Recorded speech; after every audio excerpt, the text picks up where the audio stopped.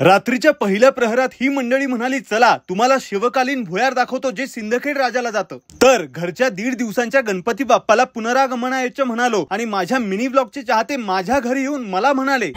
मग माझ्या विठ्ठल रखुमाईची आज्ञा घेतली आणि निघालो। यांच्या 2 चक्र रथावर बसून यांनी ठरवलेल्या गंतव्यस्थानी। वाटेत अंतरवाहिनी आमना नदीचं खळखळणारं रूप पाहून गुगळा देवीचं दुरून दर्शन घेत घाटाघाटाने ऐन तिन्ही सांजेला वरुण राजांच्या उपस्थितीत मी पोहोचलो। माझ्या आयुष्यातील प्रमुख पाहुणा म्हणून माझी पहिली आरती अनुभवण्यासाठी यांच्या गावी। तेव्हा प्रचंड कुतूहलाने टुकुमुकू मला पाहत या सगळ्या मंडळींनी माझं स्वागत केलं आणि यांनी प्राणप्रतिष्ठित केलेल्या गजाननाचं मोहक रूप माझ्या डोळ्यात साठवून होताच या दोस्ताने आरतीचं ताट समोर आणलं। तर मी म्हणालो, हा आरतीचा मान बाहेरून येणाऱ्या कुणाचा नसून तो फक्त आपापल्या मंडळांसाठी रात्रंदिवस झटणाऱ्या गणेश भक्तांचाच आहे। असं म्हणताच या चिमुकल्याने गुलाल लावला आणि सर्वांच्या समवेत आरती करून गणपती बाप्पा असं म्हणतात या चिमुकल्याने असं विचारलं। मग त्याच्याकडून ब्लॉग आवडला तर असा शब्द घेतला आणि तुळजापूरच्या गावदेवीचं दर्शन घेतलं आणि रात्रीच्या पहिल्या प्रहरात या मंडळींनी धडपड करत या ठिकाणी आणतात हे सिंदखेड राजाला जायचं भुयार आहे अशी माहिती मिळाली। आणि